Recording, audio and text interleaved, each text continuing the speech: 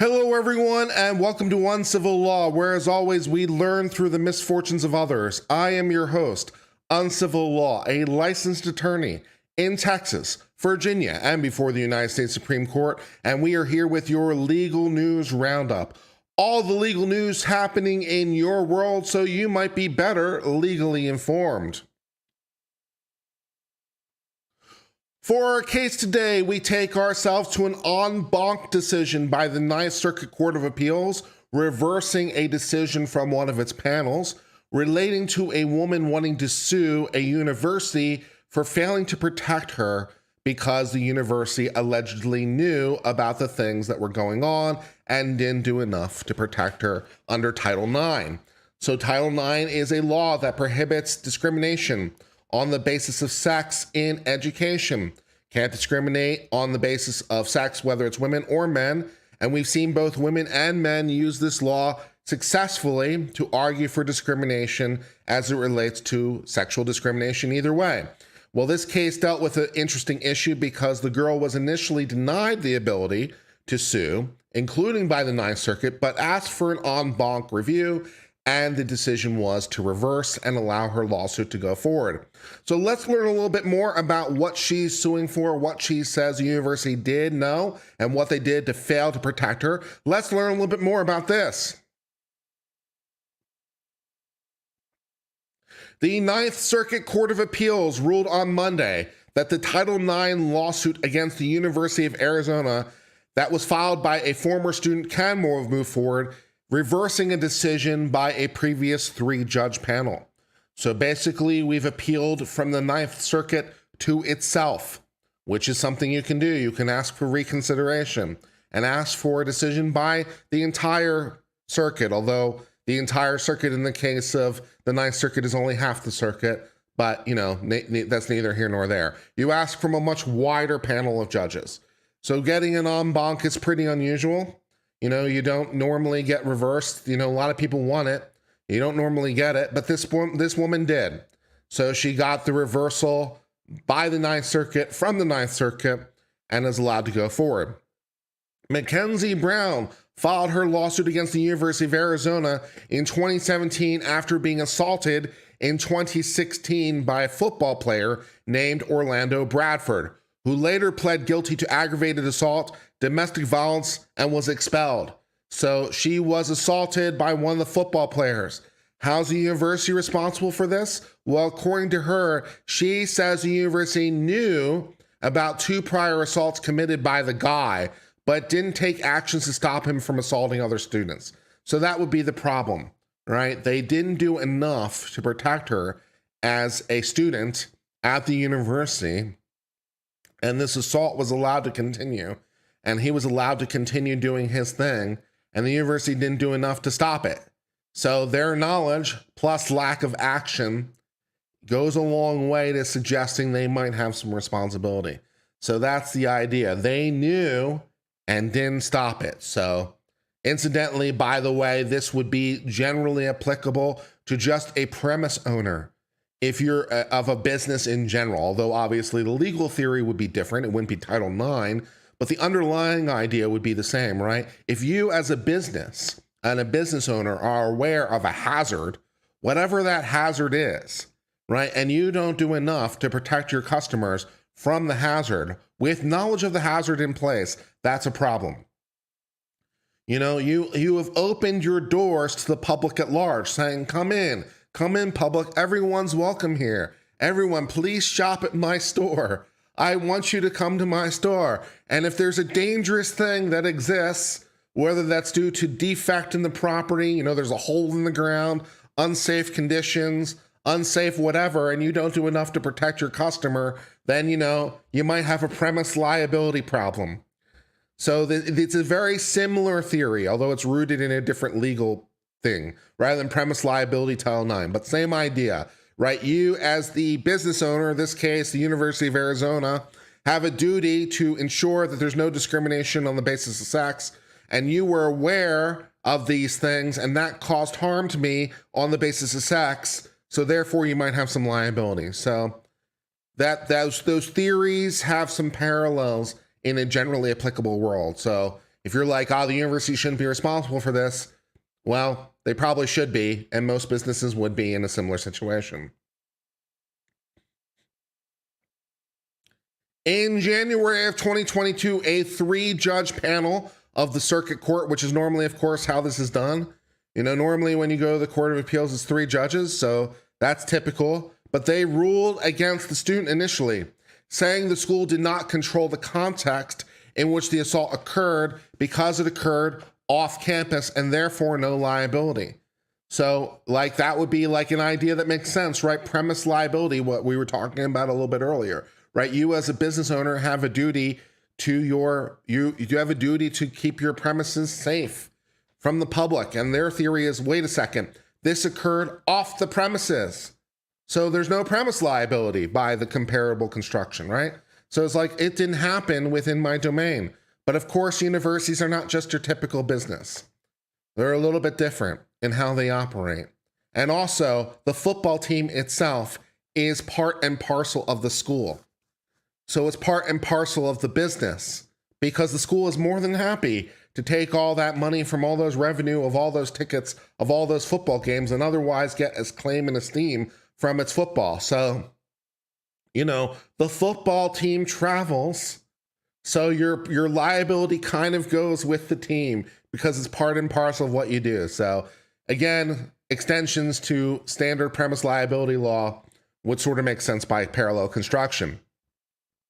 Brown petitioned for rehearing before the entire court, which was granted at the end of 2022. The case heard in March of this year, with a decision just coming down to allow her case to go forward.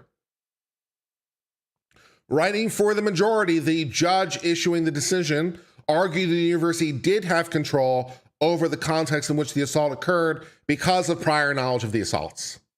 So because you knew, because you had awareness, maybe you should have done more. The judge writing, it's undisputed, if university officials had told the coaches of his violent assault on 2 other students, Bradford would have lost his football scholarship, been kicked off the team, and likely been expelled at the end of the year. So, So if the university officials had told the coaches about this, he wouldn't be a member of the football team anymore. But they didn't tell the coaches about it, right? They didn't say, hey, wait a second, we have a problem with this guy with the assaults. Maybe he shouldn't be on the football team. So the coaches didn't know about his violent past. But then, of course, the coaches also work for the school. Respondeat superior, right? Basic legal principles, right? The coaches work for the school. The school is bound by the coaches, particularly when the school itself is aware of it and doesn't tell the coaches, so they can't act. If you deny the knowledge to your agent, and the agent does a stupid because you didn't tell them, your decision to withhold that knowledge may be held against you because you were in control of it. You could have just told them and you didn't. So the university keeping that to itself and not telling the college football team, and they weren't able to act, and therefore things happened, and therefore, things are not looking great. Fletcher also argued that because Bradford had given permission to buy coaches to live off campus during his sophomore year, the university was in control of the context in which the assault occurred, despite not being in control of the physical location. However, 3 judges dissented in the case, arguing the university only had control over the abuser, not the context in which the abuse occurred. The dissenting judges also said the case explored issues out of the written scope of Title IX, which prohibits discrimination on the basis of sex in federally funded schools and universities, which basically is all of them, because pretty much every university takes federal money one way or another. So every school pretty much is bound by Title IX, because there are not a lot of schools out there who will refuse all federal money, including, incidentally, federal scholarships or federal FAFSA, with respect to federal payments. So yeah. In a statement, the attorney who argued the case before the court and managed to win despite losing before a panel said the decision is not only a win for Brown, but also other students affected by gender violence, saying, quote, today's opinion is a victory for Mackenzie and student survivors across the country. Gender violence has grave effects on students' access to education. For that reason, the civil rights law that Title IX requires school to address known abuse, which, yeah, the case law on that is thick as you like. The idea that, sexual-based violence is a kind of discrimination when it comes to schools, yes. Also, incidentally, the workplace. It's like, yes, if there is, a bunch of sexual-based violence in your workplace, that might somewhat discourage members of the sex for which the violence is occurring on from being part of the business, which would then therefore operate as a method of discrimination. And once again, as the business owner, regardless of the business, you sort of have a duty to maintain a safe operating environment for your customers and your employees alike.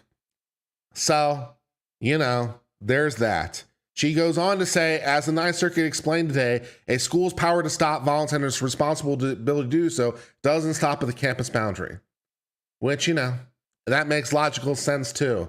When the nature of your business extends beyond the boundaries of your business, you're kind of responsible for whatever your business does anywhere because it's your business. It's inside your control. And wherever it goes, you go. So, yeah, that makes sense.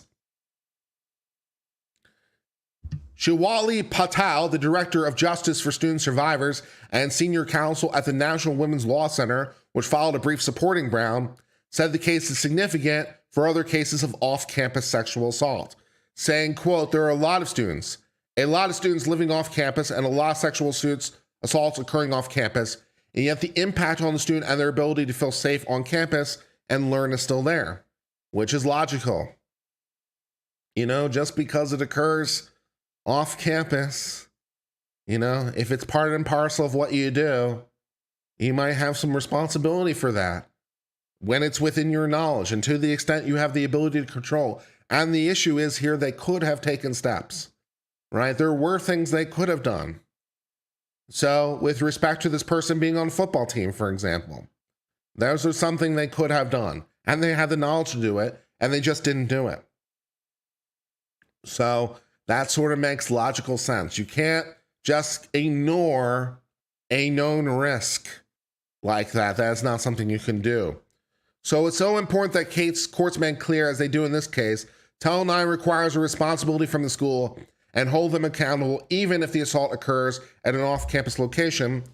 And then, of course, unsaid here, to the extent that the school is aware of it and has the ability to remedy it, which they did in this particular case. So the fact that it happened off campus is not, as we would say, dispositive. It does not merely dispose of the case because there were other factors that looked to the school's ability to control and remediate. So the fact that it occurred off campus certainly somewhat hinders the school's ability to remediate or prevent, but doesn't completely stop it. There were other things they could have done. They didn't do those things. There's a problem. The lawsuit now returns to the U.S. District Court, and Brown's Phoenix-based attorney says they're looking forward to presenting the case, saying they're pleased that they will at long last have the opportunity to present Mackenzie's case to the jury, which I don't know necessarily we're going to get that far or not, of course, because this is all in a motion to dismiss, and there's still a lot of thing to do here before we get to a jury, but we're certainly heading in that direction at least. So that's the way the things are heading.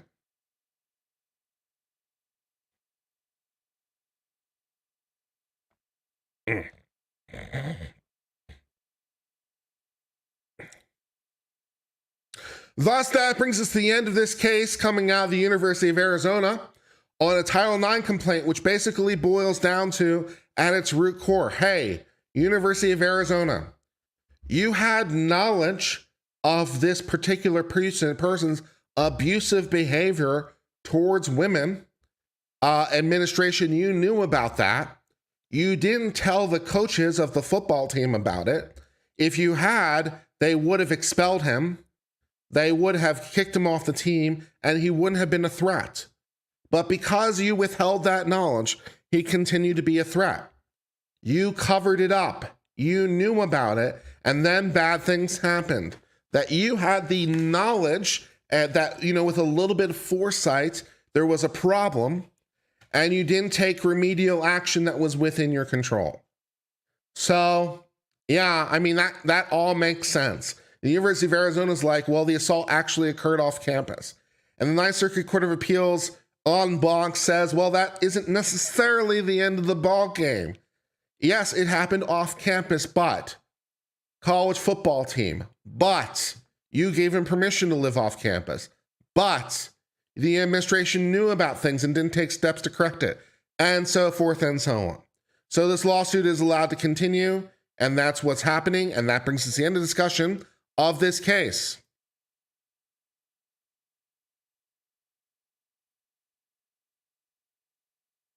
Push the button. Damn it. All right, I didn't have my vocal thing on the whole time, which is kind of annoying. All right.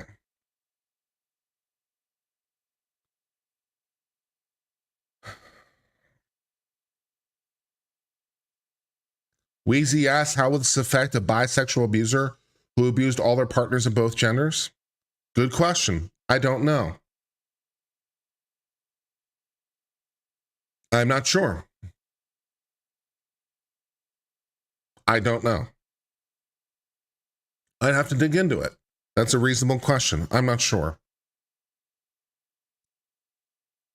Well, with that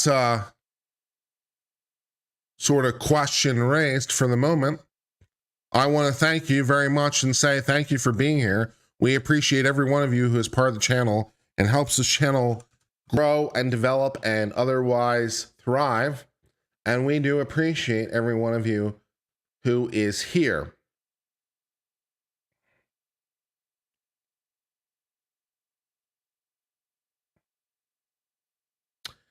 Our video today is sponsored. So let's take a moment to thank our sponsor, wehearyou.com.au. Do you ever need someone to talk to? Sometimes we have those moments when life gets heavy and we just want to talk it out, but therapy can be expensive, and chatting with friends can come with judgment or expectations. Thus, the service We Hear You is here to help fill in the gap. Although not licensed therapists, they provide a service as professional listeners who know the value of a compassionate ear during those challenging moments. So when you're feeling stressed, lonely, or just need a good vent, they're ready to hear you out and can even help with some advice or guidance if you wish. And today, viewers of Uncivil Law can get 20% off their first call. To learn more or book a session, simply go to www.wehearyou.com.au/uncivil. The link is in the video description below.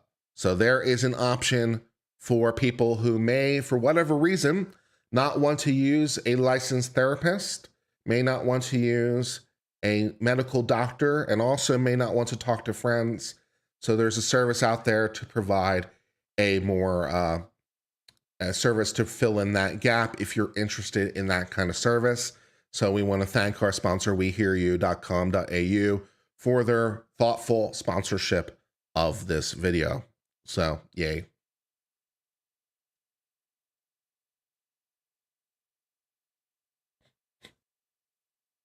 All right, let's do something else.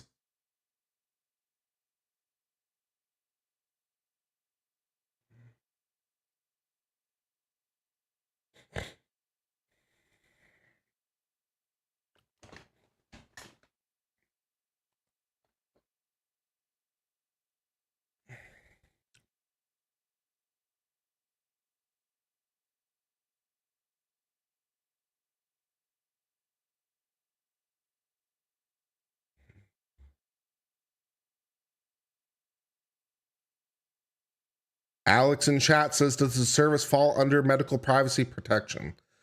I make no representations regarding whether it does or does not fall under medical privacy. I note that they are not licensed medical professionals or licensed therapists, but you need to do your own due diligence on that. So I made it clear several times they weren't licensed therapists. So Whether or not that's protected by privilege, you'll need to do your own due diligence. But there you go.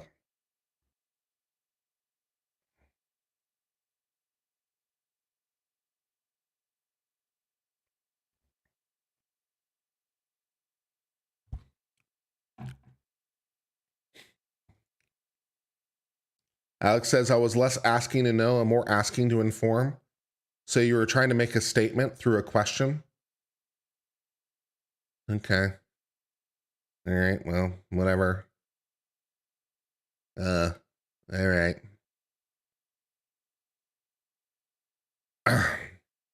Yes, sir. Okay. Well, that feels very disingenuous then. If you weren't actually asking, then you were being disingenuous, and I don't really appreciate that.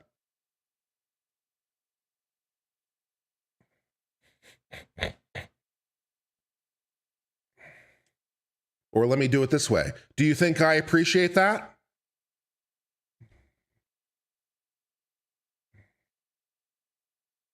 Does that sound like something I would appreciate? Do you think I like it when someone asks a question when they're really making a statement? Does that feel like something that would feel good to you?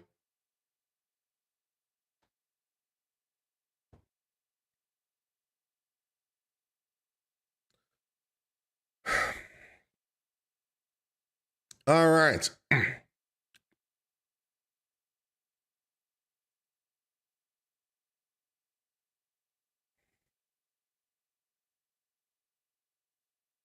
Donald Trump's businesses are in serious trouble in New York as a New York judge rules that Donald Trump and his companies repeatedly committed fraud and ordering the shutdown of Donald Trump's businesses within the Empire State. So, of course, his business dealings have been under scrutiny, and it seems Donald Trump has, let's say, from time to time, exaggerated various aspects of his business. And the judge is all like, this is a lot. So, you can't do the business fraud, and that's a problem. So let's learn a little bit more about this.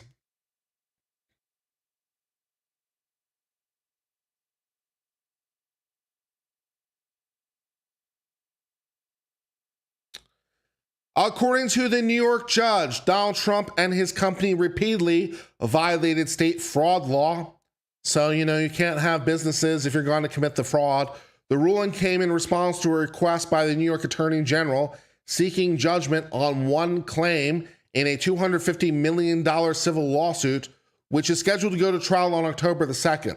The judge agreed in his ruling with James's office. It is beyond dispute that Trump and his company provided banks with financial statements that misrepresented his wealth by as much as $3.6 billion. So that's a pretty big accounting error. That's a problem. If you're going to make statements to banks and financial institutions representing your wealth, and they're going to make loans or other commercial deals to you on the basis of those representations, that's what we have the short definition of the fraud. The knowing, purposeful misstatements, otherwise known as a lie, in order to induce someone to do something they wouldn't otherwise do, like give you money. That's a fraud. Don't do the frauds. The judge writing the documents here clearly contain fraudulent valuations the defendant used in their business. And therefore, the judge ordered the defendant, that is Donald Trump's, New York business certificates canceled. So you can't have businesses anymore because the businesses did the fraud. Can't have illegal businesses. So there you go. The judge ordering within 10 days he must provide a recommendation of independent receivers that will manage the dissolution of the canceled companies. So yeah, you need to appoint someone to help wind this down.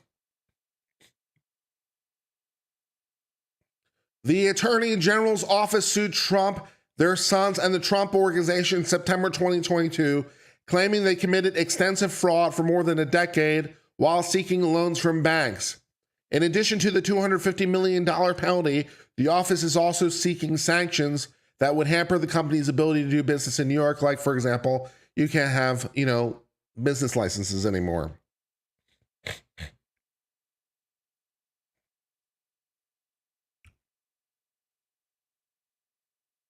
Both sides had sought summary judgment from the judge. James's office asked for the ruling delivered Tuesday, saying it would streamline the trial if they found certain facts are beyond dispute, which of course this is a civil case. So if there's, you can do that, like a summary judgment, partial summary judgment. So that's basically what you're asking for, partial summary judgment. Like there's real no dispute of fact. So, that's what's going on. That Trump and the company issued false business records and issued false financial statements. The Trump legal team, for their part, asked the judge to toss the case, arguing many of the loans in question occurred too long ago to be considered part of the case. Which, maybe. But if it's part of an ongoing pattern, then, you can kind of take note of that. So the loans themselves may not be a basis to do anything, but if it's part of a pattern of conduct, then we can take note of it as we're informing our assessment of the current thing. It's absence of mistake, basically.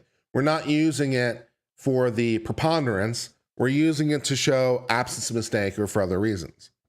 They also ruled in the motion to dismiss the case, rejecting it.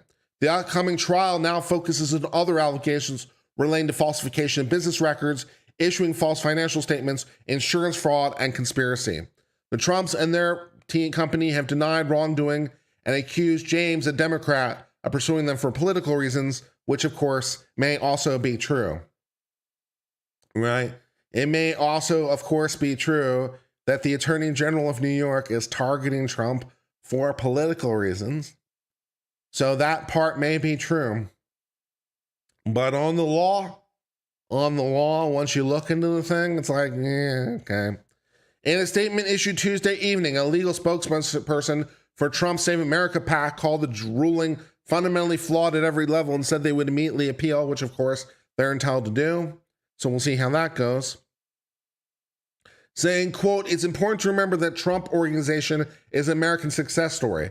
The fact this court summarily found, there's no question of fact, finding in part that Mar-a-Lago is worth approximately $20 million and issued a decision of this magnitude is an affront to our legal system." So some disputes over what the trial judge did, some disputes over the assessment, whether these were worthy of summary judgment as a matter of law or not, which, fair enough. If there's a genuine dispute of fact, the judge shouldn't be making rulings. They should only be making rulings, basically, if no reasonable juror could come to any other conclusion, right? If there's nothing for a jury to do. So is there no reasonable juror who could believe that what Trump said is correct? In a civil case, that would be the relevant standard. And they note in part they find that Mar-a-Lago is worth $20 million, which, I don't know if that's a fair assessment or not. I'm not exactly an expert on the proper valuation of real estate in such circumstances. So I will take no position on whether $20 million is the correct valuation or not. You can decide for yourself. The judge found as matters of fact that Trump and the company overstated valuations of many of properties by hundreds of $millions. He cited the Palm Beach assessor's valuation of Trump's Mar-a-Lago club at between $18 million and $28 million for each year between 2011 and 2021, the values for which he paid the property tax. During those years, apparently, Trump valued the property between $328 million and $714 million on his annual statements of financial conditions, which does seem inflated. I'm not going to lie. So I'm not sure that 18 to 28 million is the right number, although it seems superficially plausible. So maybe that's the right valuation. But apparently Trump valued it at not less than 10 times that and as many as 20 times that. So yeah, actually it's worse than that. It's more like 30 times that. So he overvalued it by orders of magnitude. So, I mean, Mar-a-Lago is not worth between 328 million and 714 million. That seems a bit unlikely. So the judge thinking, yeah, these are not worthy of disputes of fact. So you have lied because there's no way it's worth that. Seems plausible.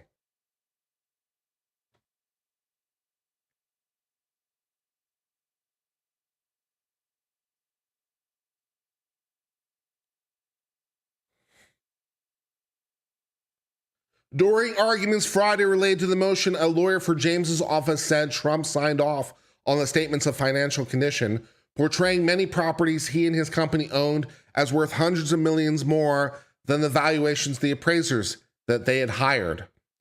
So apparently they hired their own appraisers, and still the numbers were wildly off, even their own appraiser's value. Trump attorneys said in response to the valuations, respected Mr. Trump's investment genius. Okay, that's one way to put it, I guess. He's just that good. He pointed to Trump's National Doral Miami Golf Club, which he purchased out of bankruptcy for $150 million, and said it's worth more than $1 billion now. What Doral demonstrates is President Trump is the master of finding value where others see nothing. Well, maybe. That's one way to characterize it. I don't know. But, there is some value to these things in the real world. And so, yeah.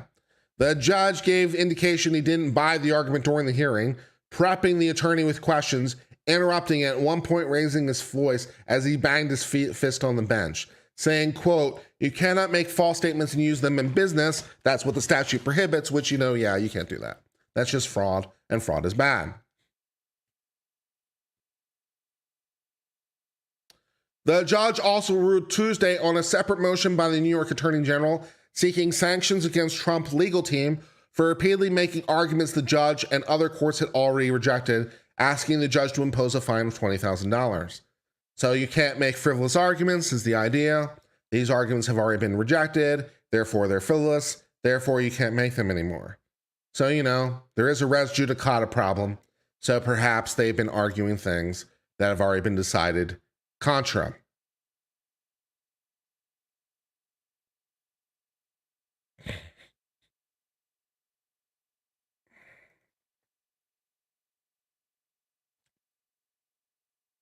Thus, that brings us to the end of the case for the moment, in which Donald Trump is having a lot of problems as it relates to his business dealings in ongoing fraud trials. The trial judge giving a partial summary judgment against Donald Trump and against his businesses, saying that there is no genuine dispute of material fact, that there was fraud, finding that the valuations that Trump gave were wildly off, apparently even their own evaluators, the people that they themselves hired, and saying that these numbers are wrong, and therefore yanking the business certificate of at least some of Donald Trump's businesses, arguing a receiver to be appointed in order to wind down the businesses.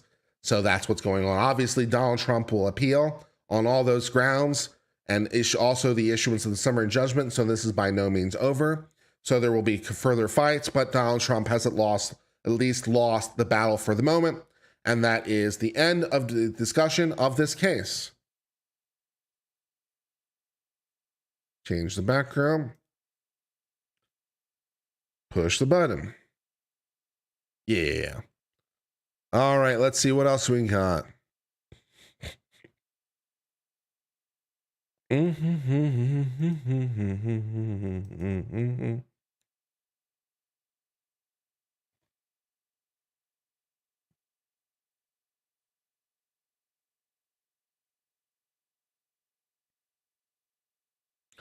Let's see.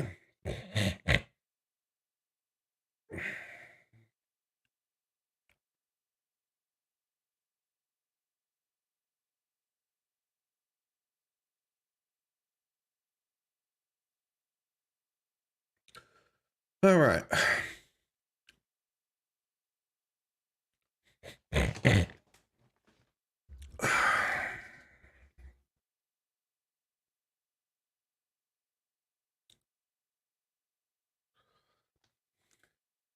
In Hunter Biden continuing to believe that offense is even better than defense, Hunter Biden has gone on the offensive in a lawsuit against Rudy Giuliani, claiming that Rudy Giuliani improperly hacked his data from the laptop from hell. So the laptop, of course, which, as you will remember, was branded by the news as Russian disinformation, not real and not genuine. As it turns out, it's real. And, authentic and really Hunter Biden's. And Hunter Biden is now suing Rudy Giuliani for his part in exposing all this. So it's not real. It's disinformation. It is real. You weren't supposed to use it. That is where this news cycle is going. Hunter Biden also, of course, has recently sued the IRS and sued everyone else in sight in a desperate attempt to fight back. So that's what's going on. Let's learn a little bit more about this hacking lawsuit against Rudy Giuliani. Let's get started with this. In Hunter Biden's latest lawsuit against those who he has accused of perpetrating an illegal campaign to disseminate materials taken from a laptop he purportedly abandoned at a Delaware shop, which, at this point he can't deny because otherwise the claim doesn't make any sense. So of course it's his laptop because otherwise he wouldn't have standing in it. Earlier this month, he sued Donald Trump's White House aide on similar allegations relating to hacking. Also recently sued the IRS over allegations that two agents violated privacy laws by sharing personal information about his financials gleaned from investigations over Biden with the media. Hunter Biden is here. He is making his voice clear. He wants to let you know that the IRS and Giuliani and everyone else is just out to get him. And they're a bunch of mean people. Okay. Giuliani and his allies have long argued the purported laptop was fair game because it was allegedly abandoned. There's nothing allegedly about it, by the way. It's just clear as a matter of law. It was left and failed to be picked up. And, they gave out all the notifications, gave out all the warnings, and pursuant to agreement, it became abandoned property. So yeah, it would be abandoned, and by being abandoned, it became the property of the owner of the laptop company, who then can do anything they want with it because they're the owner of it. So yeah, but at the heart of the lawsuit is an argument that regardless of wherever any piece of computer hardware was located, the data itself still belongs to him alone. So you might have possession of the laptop, but you don't have possession of the data on the laptop. Which I'm not really sure makes any sense, by the way, because the data is on the laptop. The data, of course, itself is property. It's on the laptop, which is also property, which is now in the possession of the company. So, but they've said that they didn't abandon the data, I guess. That's what we're going with. A member of the legal team granted anonymity to discuss the legal strategy put it this way. If you take your coat to the dry cleaner and leave your wallet in it and forget to pick it up, it doesn't mean the dry cleaner gets to your wallet and all your money. It's just common sense. No, that kind of is what that means. I mean, if you abandon your coat at the dry cleaner, then they get possession of your coat, including anything that happened to be in the coat at the time. That's kind of just how that works. Yeah, if you take your coat to the dry cleaner and leave your wallet in it, then they get possession of the coat. They also get possession of the wallet because it was in the coat that you abandoned. So I'm not sure why that analogy doesn't make sense to them, but it makes sense to me. So they're trying to go with that theory, but I'm not seeing it. The member of the legal team hinted even more litigation will follow. I'm sure that much is true. Everyone involved in stealing and manipulating the data should be hearing footsteps right about now. We love that offense, man. Hunter Biden didn't do nothing wrong. He's a young miscreant youth of 53 who, in his youthful formative years has made a few missteps. And why are you holding it against him? Okay. So we're going with that. Tad Gutman, a former spokesperson for Giuliani, said the mayor did not manipulate the data, saying, quote, Hunter Biden has previously refused to admit ownership of the laptop.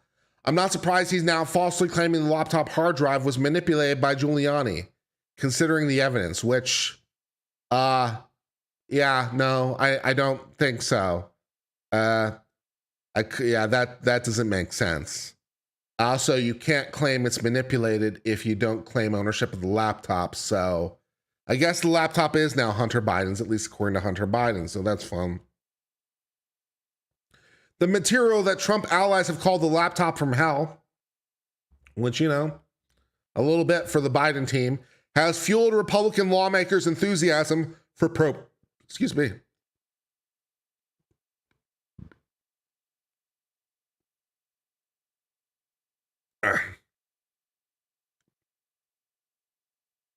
The material that Trump allies have called the laptop from hell has fueled Republican lawmakers' enthusiasm for probing the president, which, because, it's some hard evidence that gives you the basis to think that, some things are, not quite right and maybe require some further examination. So, yes, less than 2 weeks ago, the House Speaker announced an impeachment inquiry. Thank you very much for the gift memberships, Jules Buddha, for your continuing strong support of the channel. We do extensively appreciate everyone who helps to support this channel as always. We do really value your support and your kind donations of the gift memberships. It is appreciated.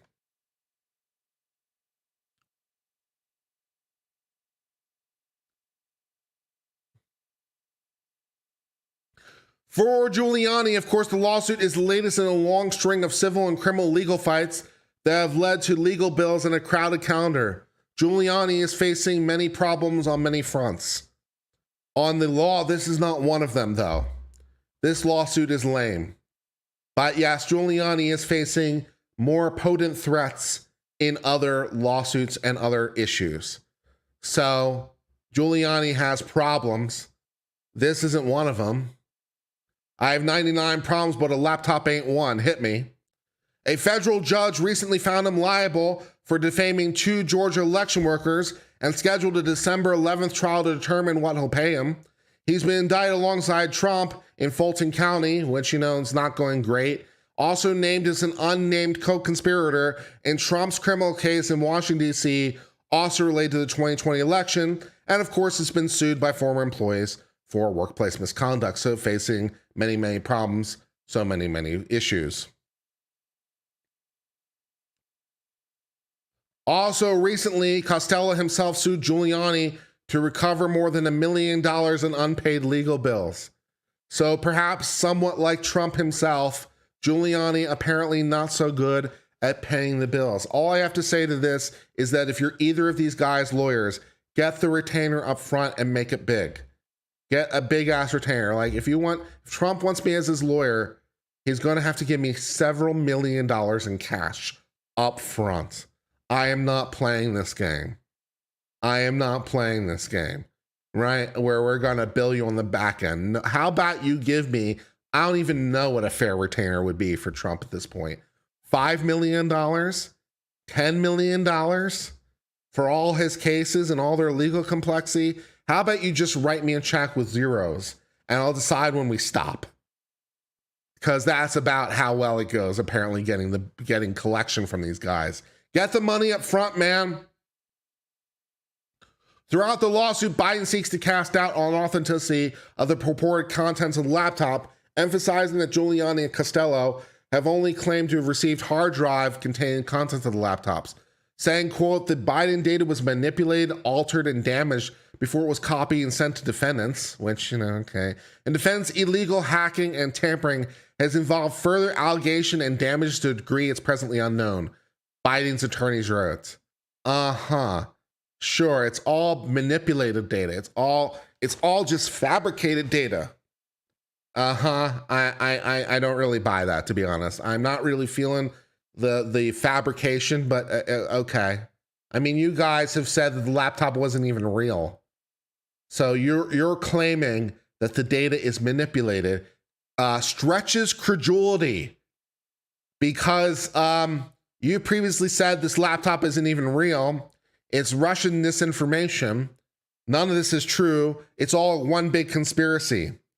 So your credibility when you say, okay, it's real, but it's all been hacked and manipulated, runs a little thin.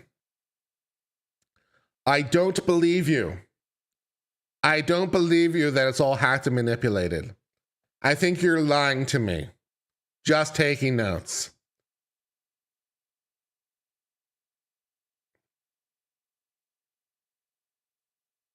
Biden's laptop was found at a repair shop in Delaware, owned by John Paul Mac Isaac. He has sued a whole bunch of people for defamation, and civil conspiracy in that lawsuit also remains pending. Biden's attorneys, for their part, trying to have their cake and eat it too, say, then this part is just hilarious, I can't even believe they're trying to do this and say it with a straight face, but they're going to try. Biden's attorneys say, quote, "This is not an admission by Biden that John Paul, Mac, Isaac, or others, in fact, possessed any particular laptop containing electronically stored data belonging to Biden." Wow. So they're still trying to have their cake and eat it too. So they're still not even willing to admit the laptop is real. We're not admitting the laptop is real. That is some having your cake and eating it too moments. We're not saying that he had possession of the laptop. Wow. Rather, Biden simply acknowledges that at some point, Mac Isaac obtained electronically stored data from somewhere. From somewhere. What laptop, they say? We are not admitting that this is really a Biden laptop. Once again, I feel like this strains credulity, and once again makes me somewhat distrust you.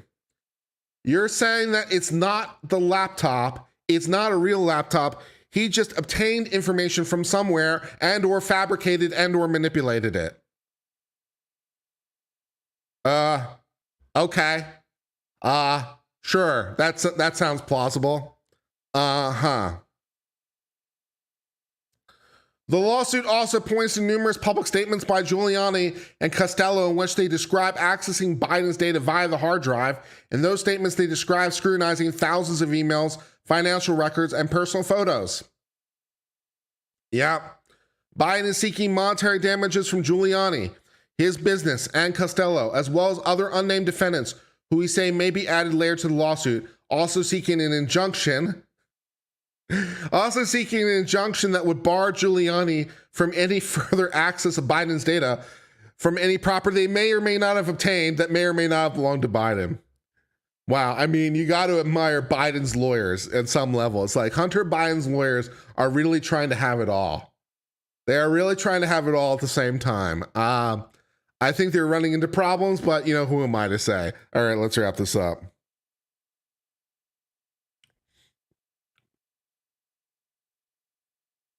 Thus, that brings us to the end of the case where Hunter Biden is going on the offensive, claiming Rudy Giuliani hacked his data from somewhere. We don't know where. What laptop? We don't acknowledge a laptop. What are you talking about? We don't acknowledge a laptop, or the data came from somewhere. It was hacked and manipulated, and it isn't real, and it's disinformation and all the rest of it. So Hunter Biden trying to sue Giuliani. Yeah, I don't see that lawsuit going particularly well for Hunter Biden on all that, but I suppose I appreciate that they're trying to go on the offensive despite the fact that they have nothing to work with. So maybe if they pound the table hard enough, somehow they'll win. I guess. I don't know. But they're trying, I suppose, for whatever value it has. So that lawsuit is ongoing, and that for the moment brings us to the end of discussion of this case. That is funny shit.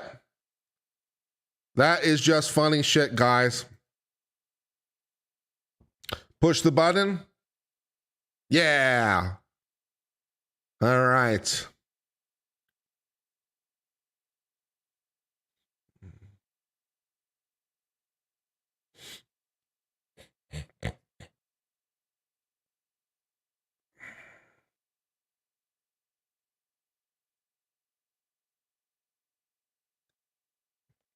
All right, let's cover Amazon.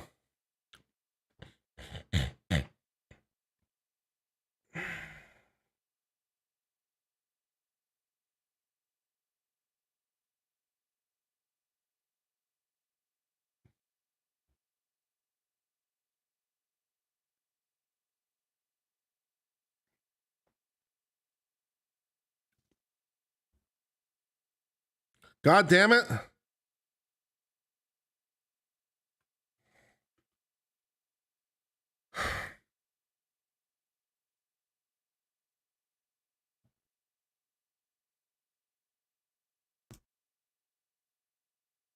The vocal enhancer stopped working and I didn't even notice.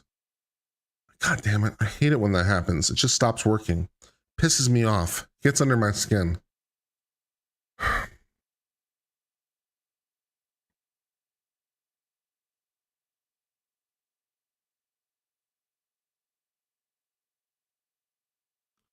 It leads to inconsistent audio in the recording, which pisses me off.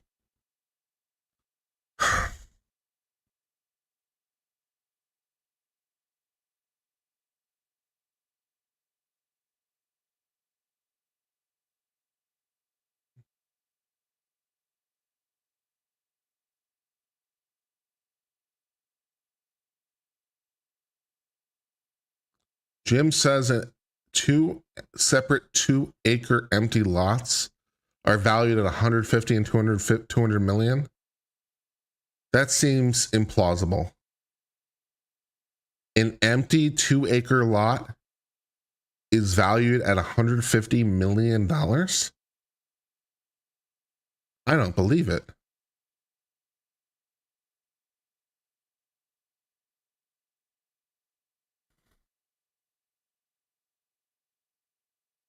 That doesn't sound, does that even remotely sound plausible to you?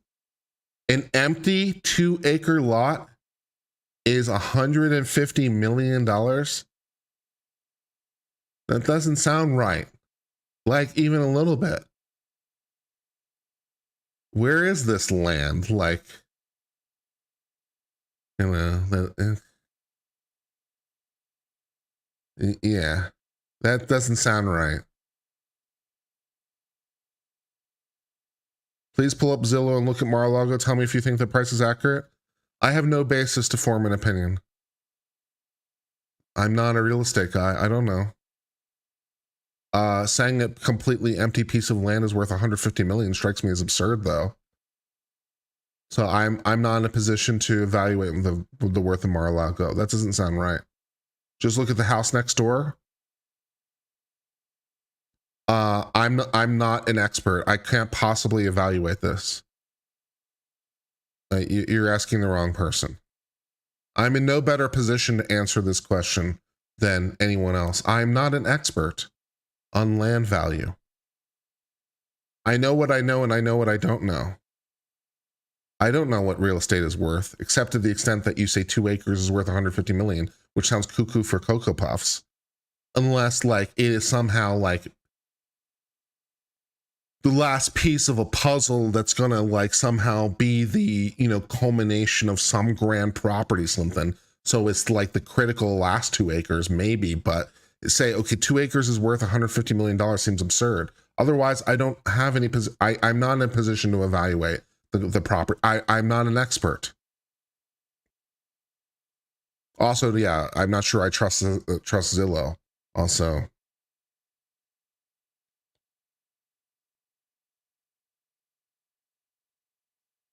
Come on, pull it up. I'm just trying to offer evidence. I'm not in a position to evaluate the evidence. I don't have enough raw knowledge to evaluate the evidence. I don't understand it. I would need an expert to walk me through it. I don't have enough base education to understand the evidence. 2 pieces of property that are right next to each other might be wildly different prices. I could imagine reasons that might be true. I'm not in a, what do you want? I don't know. I don't know things. I don't know everything.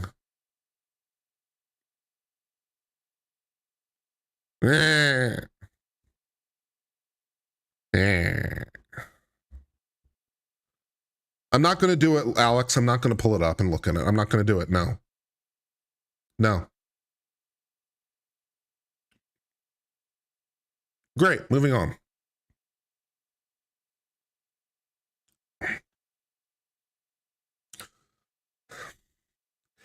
In Amazon news, I suppose it finally had to happen.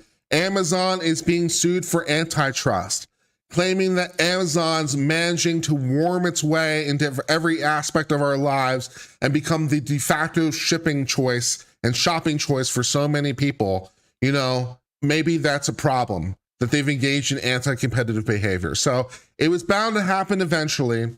It has happened. The Federal Trade Commission and 17 states have brought an antitrust action against Amazon Let's learn a little bit more about this.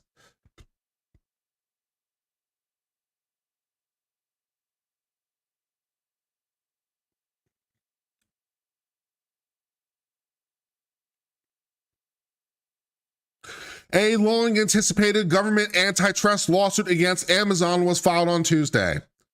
Yeah, this has been a long time in the making. It is not surprising. If anything, it's only surprising it took this long. Amazon has gotten everywhere. It is all encompassing. It has taken over everything. It is a major thing. And to say that it took this long is the only shocking part about the whole thing. The action, U.S. Trade Commission versus Amazon, is a dispute about what is at the basis of the success of Amazon. One of the images that Amazon of people may have is a company that gives Americans a wide selection of products at low prices, and you can buy just about anything and have it delivered to your door, sometimes same day, or even faster, depending on where you live. So Amazon has been known long for, their free 2-day shipping, and sometimes they'll get it to you faster than that. And they'll get you anything you want basically delivered to your door for incredibly low prices. So that's one way to look at Amazon. But in the government's view, Amazon is an illegal monopoly that stifles technology innovation, makes shopping worse, and drives up prices for Americans to gobble up more power for itself.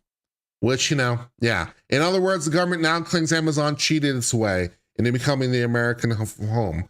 So they may have engaged in some unfair business practices along the way, which, there's definitely some evidence to support that conclusion. So that Amazon has done things.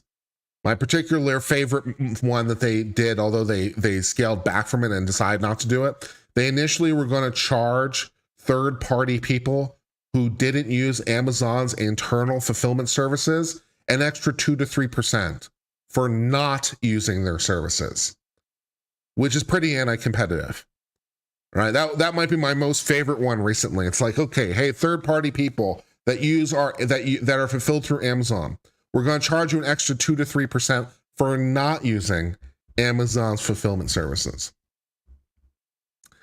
That one was a particular recent favorite. I'm like, yeah, you can't do that. So even Amazon realized they couldn't do that and backed off. But the fact that they tried, yeah. The federal government and 17 states jointly sued Amazon. They didn't immediately detail how they might want a court to fix it, which, that's a whole nother problem at the end of the day. Potential legal fixes, including breaking up the company into parts or forcing changes in how you do business, are sometimes made after the lawsuit goes forward. So yeah, there's a lot of different possible remedies. We might force Amazon to break up into constituent parts. So we do an AT&T over here and split up Ma Bell into its constituent parts. Maybe we do that, or maybe we otherwise forced to do changes or otherwise. But yeah, so first we have to figure out what exactly you did, then what to do about it. Yeah, that's a whole mess, but welcome to antitrust. We may have to unwind this. When you're dealing with huge companies, it can take a lot of effort, but it can be done. The U.S. Trade Commission filed its antitrust lawsuit against Amazon on September the 26th, claiming its practices increased, then passed on to consumers.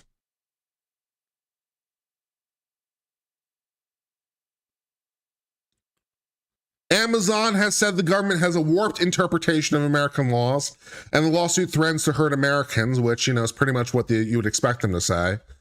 But, any restraint of trade, any sort of conspiracy, any sort of, restraint of trade or penalizing of trade, that's a problem. Yeah, 15 USC 1, Sherman Antitrust Act, so yeah. Okay. Amazon's top lawyer wrote in a statement posted online the government got it wrong on the facts and the law. Okay, the government sees it differently. The lawyer says the lawsuit is improperly challenging Amazon's actions that have helped to spur competition and innovation across the retail.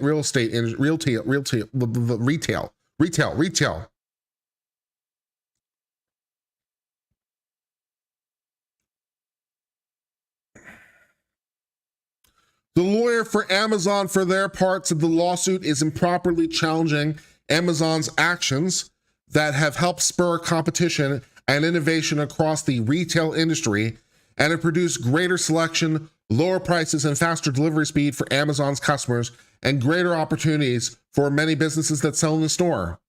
Which, maybe. But, maybe there's a lot of reasons Amazon's a really, really good company and it's just a market innovator. Their supply chains in particular are something of legends, how well they're able to deal with supply chains, even supply chain disruptions that impact other companies. They've somehow managed to weather. So they're really good at a lot of things. And there might be a lot of reasons that Amazon is just better at this than everyone else. But there may be some reasons that are illegal too. So, we'll see. But Amazon, for their part, as you were expecting, is fighting this.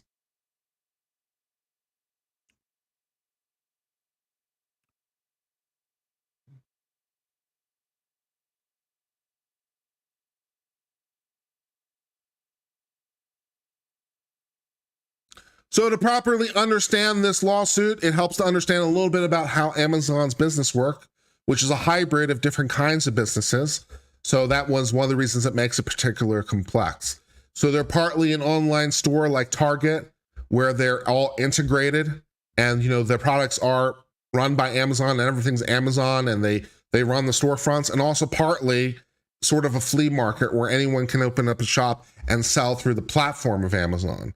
So they're some weird hybrid of multiple kinds of businesses. They're a real estate, they're a retail store plus a flea market plus some other things. So, and that isn't necessarily clear to the consumer, incidentally, when you're purchasing, which also makes things a little bit more complicated, but I digress. So Amazon, for its part, acts partially like a conventional retailer. They'll buy things and then sell them at a markup through their store, like any store would do. So they're partly just a normal store, but also partly a flea market, which is composed of millions of other people who also open up shop within Amazon that sell their own products via the app.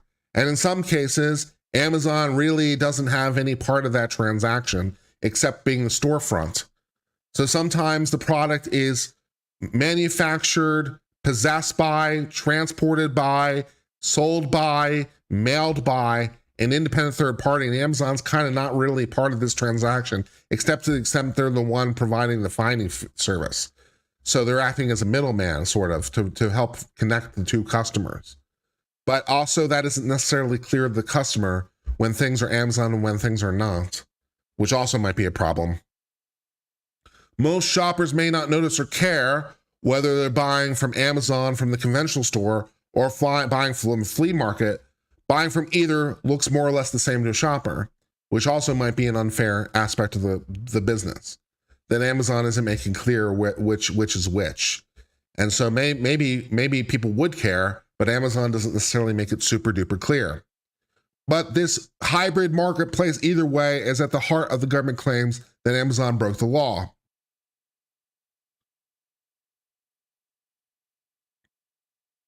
Not understanding how to legally break up Amazon, they use third-party retailers. Well, how you would break it up in principle? You take different aspects of the business and spin it off. So, for example, how Amazon sells books. You could spin that off from Amazon and be like, "Hey, Amazon, you no longer can sell books. Only this other company, which is now separate from you, can sell books." So that's how you do it in principle. You spin off aspects of the business into different companies. That's one of the ways you do it. Or, for example, you say you can't use third-party retailers or whatever, right? You simply say, Amazon, this part of your business, you can't do that anymore. Someone else is going to do that now, and you spin off the business forcibly.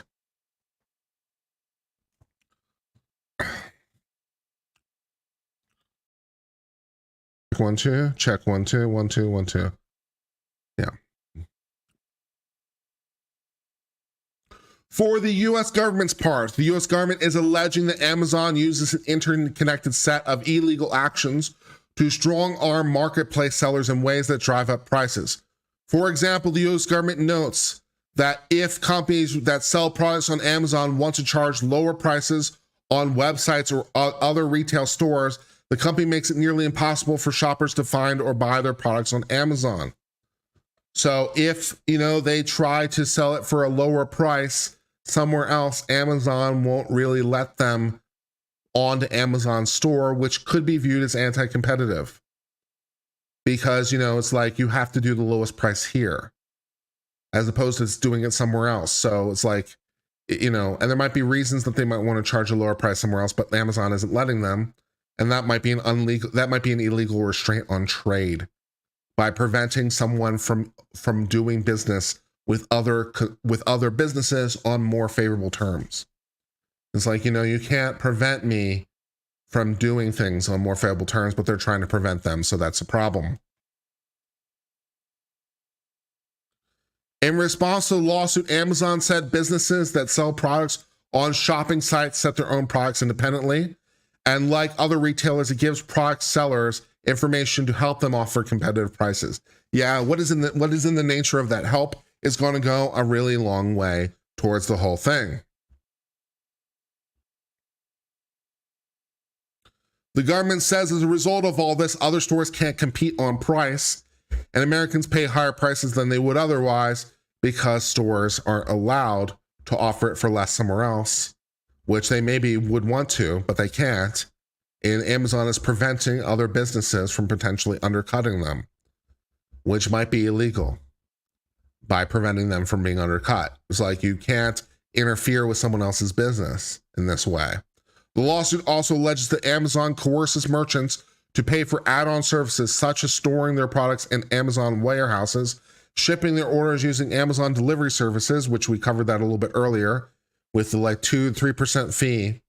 So that was like a more blatant form of this, but there are other aspects in where it's like, you must use our services, and buying advertisements promoting their products on Amazon's website and app. Amazon says all these add-on services are optional, but the government says they're optional only in name only. So Amazon's like, yeah, technically you don't have to do it, but if you don't do it, there will be issues. So it becomes a little mafia-esque. It's like, yeah, it's technically optional. Why wouldn't you want to use our service? Yeah, so the government thinks that there's a problem.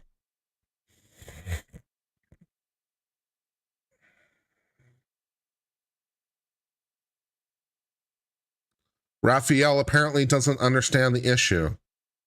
This is the part of the exercise where I try to decide whether, as a content creator, do I explain it or do I move on? I'll explain it. All right. So you control your web browser. You're free to shop anywhere you want. Yes, you do. But if the company is preventing you from getting the best price somewhere else, that interferes with your ability as a consumer. So yes, you can go to any storefront you want, but if that storefront isn't allowed to offer you a lower price, then that's unfair competition because they can't make that decision. And the fact they're putting pressure on the third parties to prevent the business from doing it, it's like, yeah. So Amazon is saying you offer the lowest price with us or else, thus you can't get a lower price anywhere else. So yes, you can browse other places, but it's ineffective because Amazon has forced everyone to offer the lowest price on Amazon and also use their markup services at some expense, also driving up its price. So I've now explained it at the risk of, my own sanity.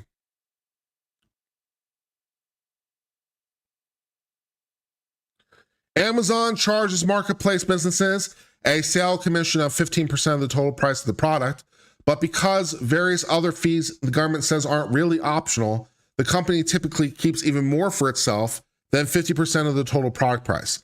So it's like, okay, we'll charge you 15% as a finder's fee, which sounds pretty reasonable, but then all these optional fees, which aren't really optional, make it more like 50%.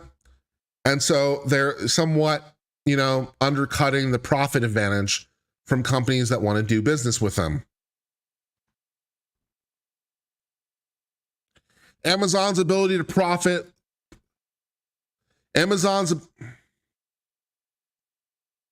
Amazon's ability to profitably hike fees while maintaining its iron grip over sellers is further evidence of monopoly power, according to the lawsuit. Many of the allegations of the lawsuit repeat years of similar complaints from Amazon product sellers, many Amazon critics, and also prior antitrust lawsuits. This isn't the first one, of course, but there's more and more evidence of it, and now the FTC is getting involved, and so yeah, that's going on.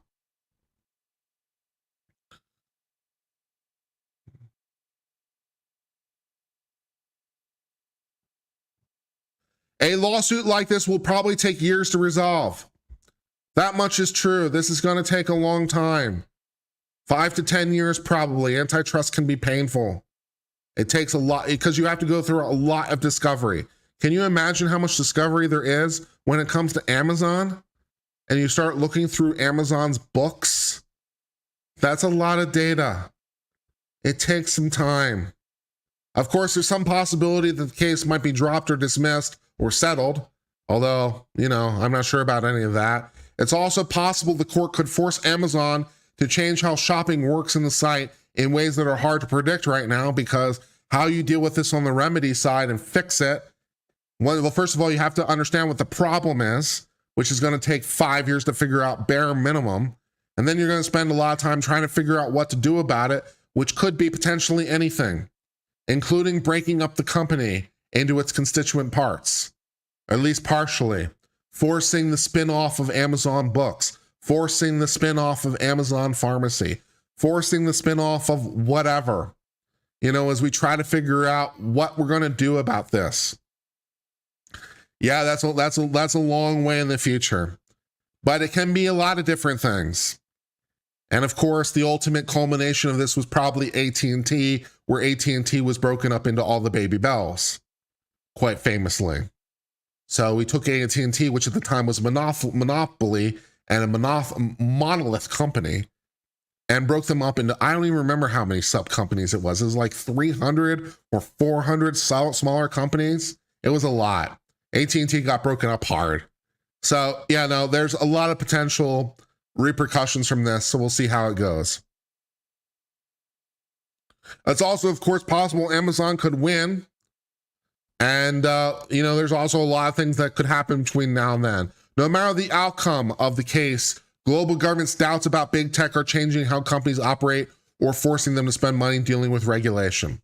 In one example, Amazon last week dropped plans to increase one type of fee for the marketplace sellers, because this was the one I was talking about earlier. How about we charge you 3% or 2%, I forget what the number was, but how about we charge you 2% or 3% to not use our fulfillment services? So Amazon dropped that one because, that was pretty blatant. So some things may be less blatant, but Amazon's definitely doing some things that are questionable along the way.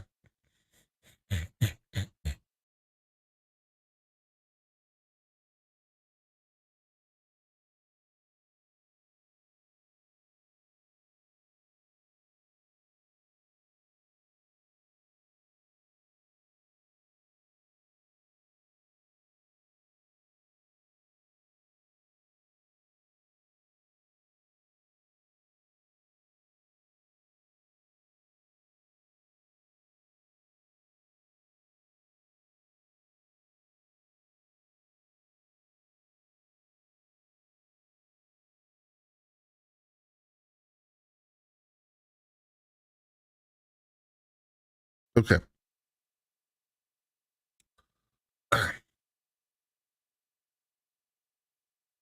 In a settlement last year of antitrust issues alleged in the European Union, Amazon agreed to some adjustments to its behavior, but it's not clear that those adjustments have meaningfully impacted Amazon's bottom line. So the US isn't the only one that's after them for antitrust. The EU also has been after them, and some of the changes that Amazon's been forced to do have been somewhat minor in the grand scheme. So that's also possibly a result as all this might move forward.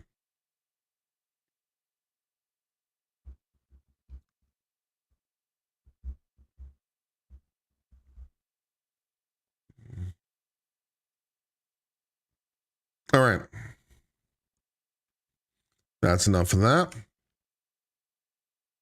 Thus, that brings us to the end of the case for the moment about Amazon being sued by the FTC. Not their first antitrust case, either in the United States or in the European Union, but this is one of the bigger antitrust cases, at least on paper, at least on initial inspection, and faces potentially the greatest existential threat against Amazon. But we'll see. The FTC and 17 states' attorneys general have filed suits saying that Amazon is engaged in anti-competitive practices. At least there is some evidence that supports that proposition. So Amazon may have done some things that have been stretching the line when it comes to the antitrust, but this is going to be a long slog for sure. It's going to take a long time. So maybe in 5 years, if we're lucky, we'll tell you how it looks like it's turning out. But I wouldn't bank on any obvious news. So that's what's happening for the moment, at least for the moment. That brings us to the end of discussion of this story. Change the background. Push the button. Yeah. Push the button makes Uncivil happy. I like push the button. You like push the button. Everyone likes push the button. Push the button is great.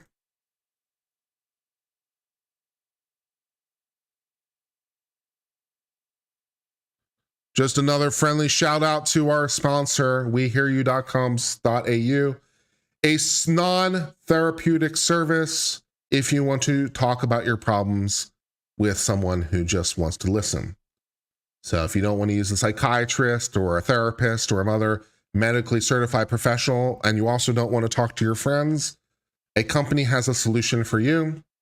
So you can just talk to somebody who wants to listen, and maybe just having someone listen is valuable enough. And you get, what was it, 20% off your first call? Was that the deal? Hold on. Make sure I'm not promising more than I'm about to deliver. Yes, you get 20% off your first call. So you can try that if you're interested. wehearyou.com.au/uncivil. If you'd like to look into that, we do appreciate the sponsor of today's video. Great. Let's see.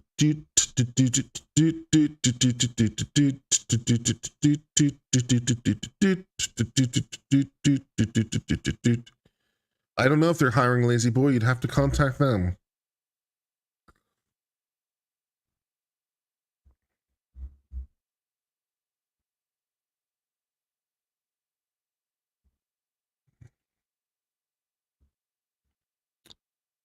Let's end this with, put in a good word for you. I don't know who you are. I can't put in a good word for you. I don't know who you are.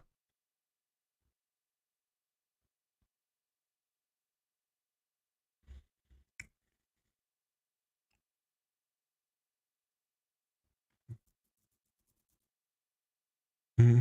Mm-hmm.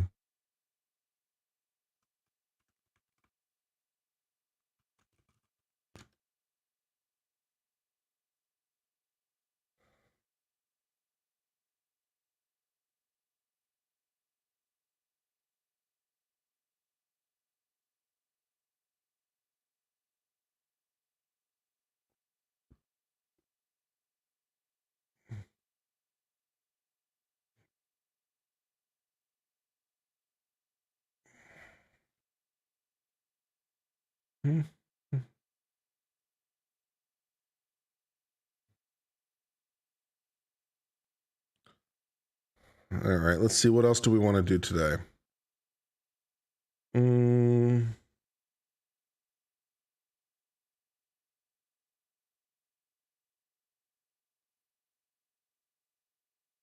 Let's just end it. Let's just end the stream with Florida Man. Announcement, by the way, as well. 11 a.m. on Friday, we're going to be having an interview with Tony Busby, who was the lead attorney for Paxton during the Paxton impeachment trial. Should be about a half-hour interview with Tony Busby, lead attorney for Paxton. It's already been posted on my channel, so you might want to, tune in for that. That should be fun. I'm very happy that Mr. Busby was able to give me about a half hour of his time. So he's like he's basically giving me lots of money because I'm sure he bills at a great rate. So we appreciate his time. And we'll be speaking to him about the Paxton impeachment trial and maybe some of his background.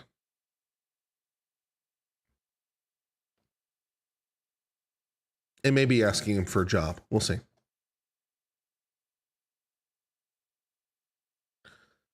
Let's do Florida, ma'am.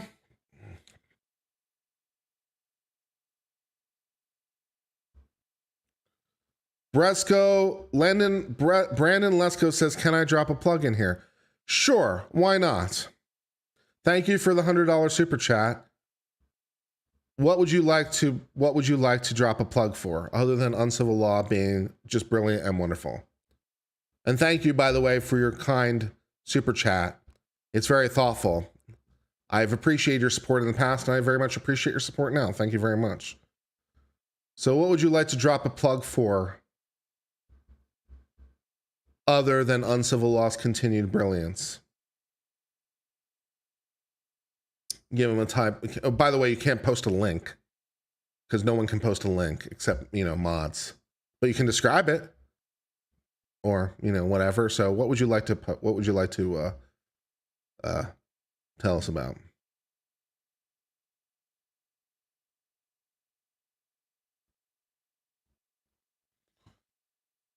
We'll wait. Brandon's worth it.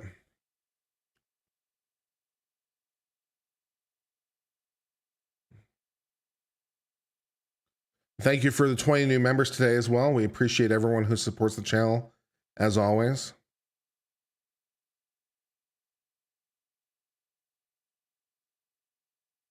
He's just trying to get monetized and be as uncivil as you.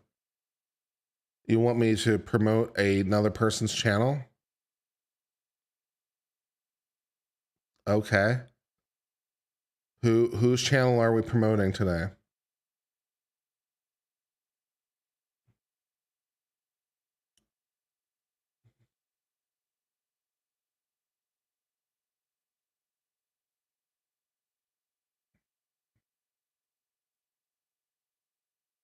We will continue to wait.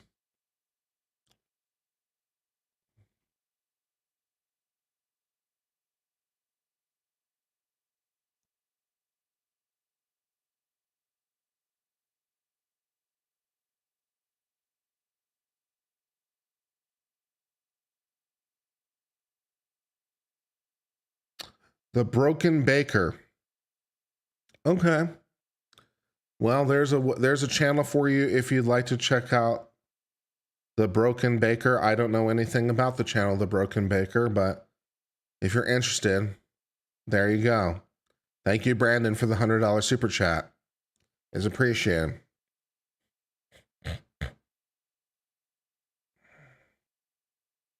All right, let's finish this stream up with Florida Man.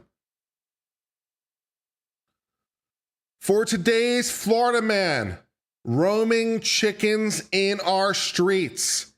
It is a plague on Florida. These chickens are loose and running about. What should we do about the chickens running about our streets? Well, two Florida men had different opinions about how to deal with the roaming, free-range chickens overtaking the streets, leading to a brawl. The chickens are inducing fights. The chickens are inducing the fights. Who's doing the cockfighting now, says the chickens. The Florida men are. Let's learn a little bit more about this Florida row.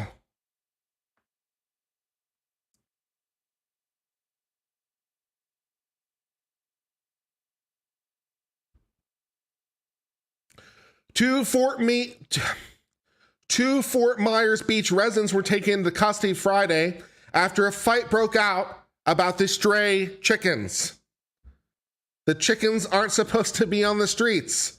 They had a fight about it. The Lee County Sheriff's Office arrested Robert Douglas, 65, and Deshelle Losada Gonzalez, 43, after a yelling match turned physical over what residents should do about the chickens.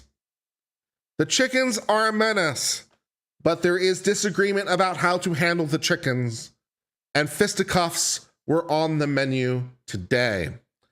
NBC affiliates report the chickens are ruffling residents' feathers, as some natures enjoy the chickens and even leave them food and water, while others are convinced the birds are inconvenience. So some people leave out food and water for the chickens and like the chickens. Some people think the chickens are a menace and don't want to have the chickens.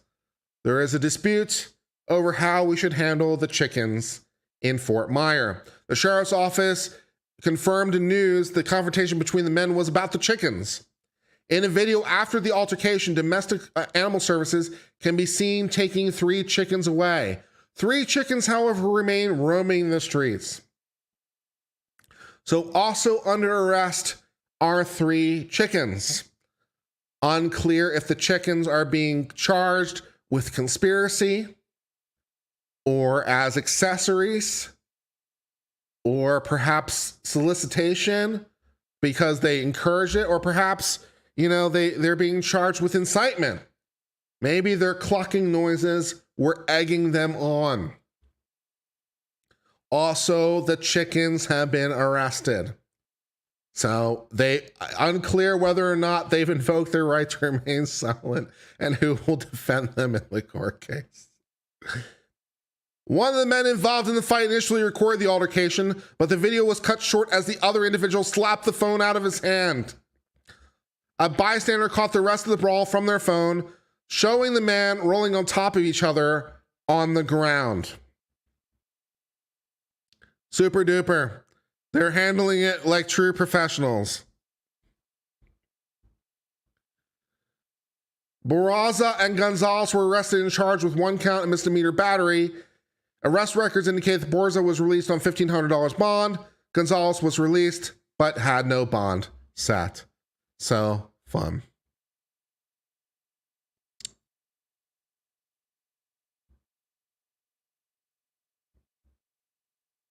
Thus, that brings us to the end of this chicken-related dispute in Florida, where the Florida men are fighting because some people like the chickens and want to feed and water the chickens and leave out seed for the chickens. They like the chickens. And some people think the chickens are a menace. And apparently there was a fight over whether or not to, feed and water the chickens. And it led to brawls in the street, including apparently a wrestling match. So, there's that. And then some of the chickens have also been arrested. Unclear whether the chickens pictured here are the chickens under arrest or not. So I'm not sure whether or not these are the correct arrested chickens, but some chickens, at least in some of the story. And that for the moment brings the end of discussion of this story.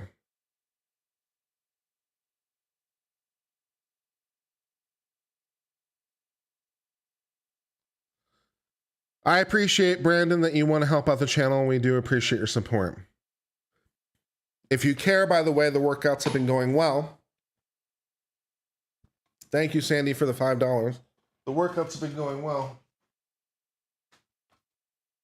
So I'm planning on going today because today's gym day. So I'm excited about that.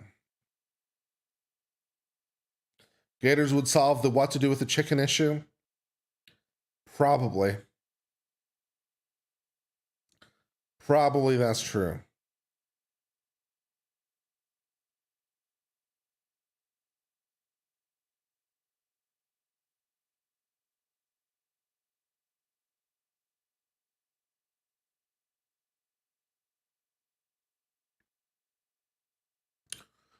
So we can hang out for just a second and chill. I don't have any particular desire to end the stream. I also don't have any particular desire to cover any more legal stories today. I think that's enough legal stories for the day.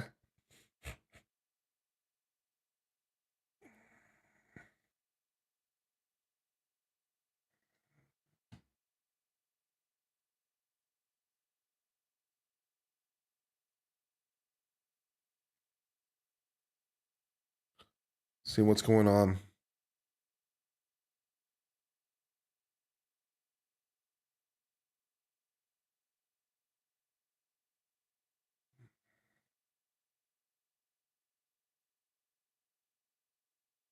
Loved me trolling Rob last night. I like to help. I like to help.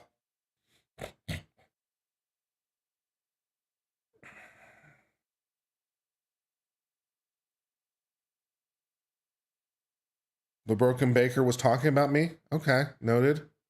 Hopefully nice things.